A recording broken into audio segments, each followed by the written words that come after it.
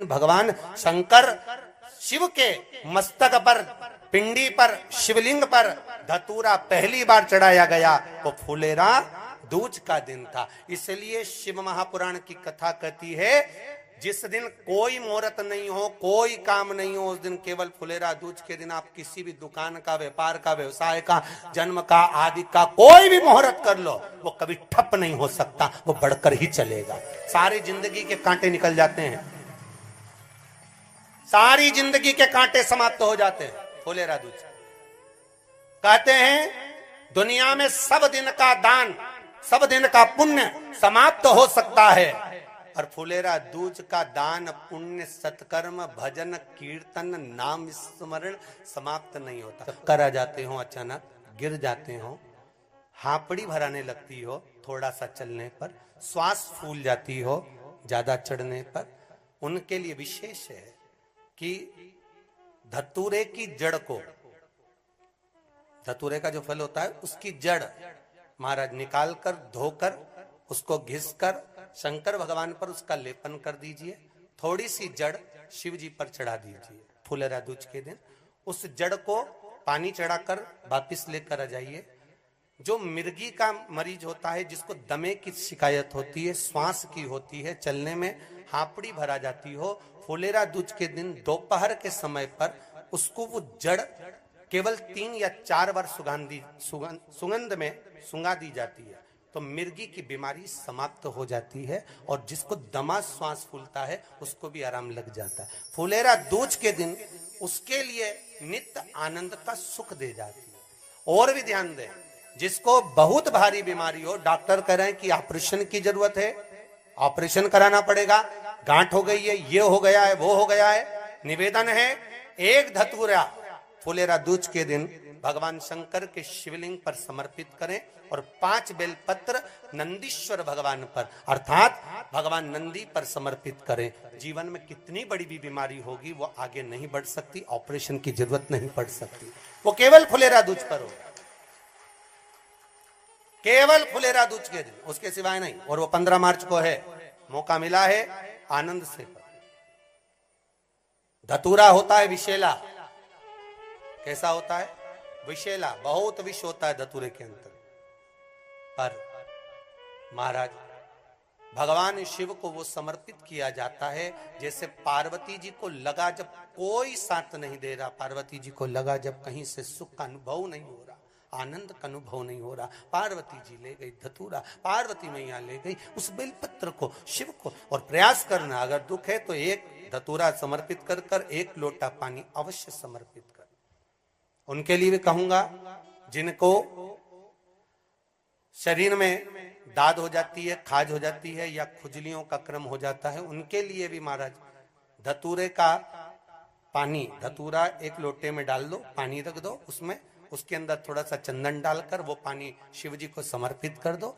वही पानी को लेकर आ जाइए और कुछ देर तक शरीर में लगाकर बैठ जाइए महाराज। वो केवल फुलेरा दूज का है महाराज, उसको शरीर में लगाकर थोड़ी देर बैठ जाइए, 15-20 मिनट तक।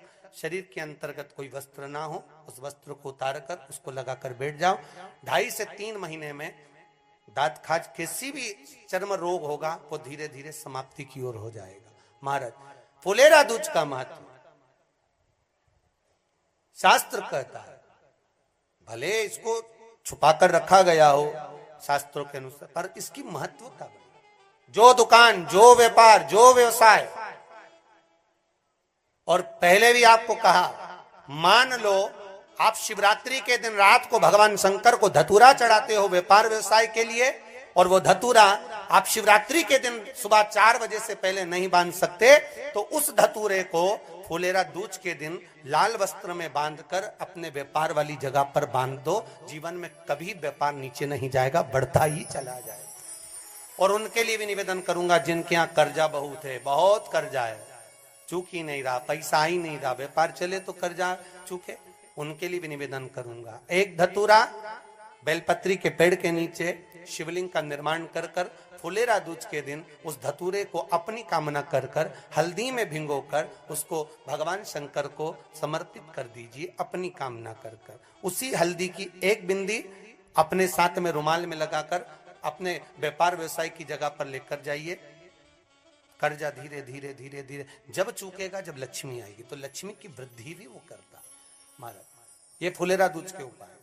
जिस दिन मां जगतजननी जगदम्बा अंबा स्वयं भगवान शंकर को मौन होकर देख कर विलापित होती हैं, नैनों से नीर बहता, शिव को हुआ क्या,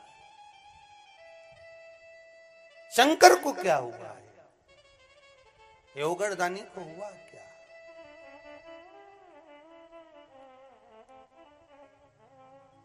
नयन जलता। मैं तो बैठी थी गंगा किनारे, मैं तो बैठी थी गंगा किनारे,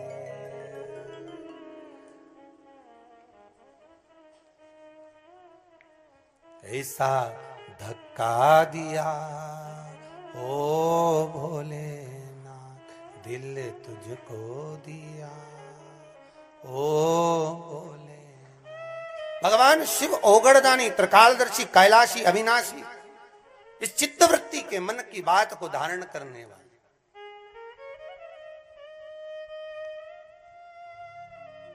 जिन लड़का और लड़की का विवाह नहीं हो रहा है, महाराज विवाह के लिए बहुत परेशान हो गए, उनके लिए भी 5 बेलपत्र, 1 धतूरा, 5 शमी पत्र अशोक सुंदरी वाले स्थान पर, चाहे मंगल हो, चाहे राहु हो, चाहे केतु हो, सारे ग्रह भले अनुकूल है नहीं है, प्रतिकूल है नहीं है, वो अपने अनुसार उसको लेकर शमी पत्र, बेलपत्र और धतूरा हाथ की हथेली में रखकर, जिसका मंगल विवाह नहीं हो रहा, बहुत कष्टप्रद है, हाथ में रखकर अशोक सुंदरी, अशोक सुंदरी का स्थान सबको मालूम है ना, भगवान शंकर की जलाधारी पर शिवलिंग, पार्वती जी का हस्त कमल, जहां से चरण जल नीचे जाता है, राइट भाग गणेश जी का स्थान, लेफ्ट भाग कार्तिकेय का स्थान। जलाशय में से, जलाधारी में से जो जल नीचे गिरता है बूंद बूंद, वो शंकर भगवान की 5 लड़कियां, जया, विषहरा, शामरीवारी, दोतली और देव। शंकर जी की 1 लड़की और अशोक सुंदरी 6ठे नंबर की, उसका स्थान, इन पानी जो जाता है उसके बीच में जो मोटी सी लाइन होती है, उस मोटी सी लाइन पर जो स्थान है वो अशोक सुंदरी का स्थान है। किसका स्थान है? अशोक सुंदरी। शंकर भगवान का संपूर्ण परिवार, जलाधारी माता पार्वती जी का हस्तकमल, चरण, राइट में गणेश जी, लेफ्ट में कार्तिकेय जी, बीच में अशोक सुंदरी, और ऊपर से जो 1-1 बूंद पानी गिरा रहा है वो है शंकर भगवान की 5 लड़कियां, जया, विषहरा, शामरीवारी, दोतली और देव। शिव की 5। तो जिनका विवाह नहीं हो रहा, अशोक सुंदरी वाली जगह पर हाथ में लेकर वो धतूरे के साथ शमी पत्र, बेलपत्र समर्पित करें और बाबा से निवेदन करें, बाबा आपकी कामना पूर्ण, फुलेरा दूज करें। अशोक सुंदरी पर जो धतूरा चढ़ता है, वैसे तो अशोक सुंदरी पर धतूरा बहुत कम चढ़ता है, केवल एक फुलेरा दूज का दिन ही ऐसा होता है जिस दिन अशोक सुंदरी वाली जगह पर धतूरा चढ़ता है। अशोक सुंदरी वाली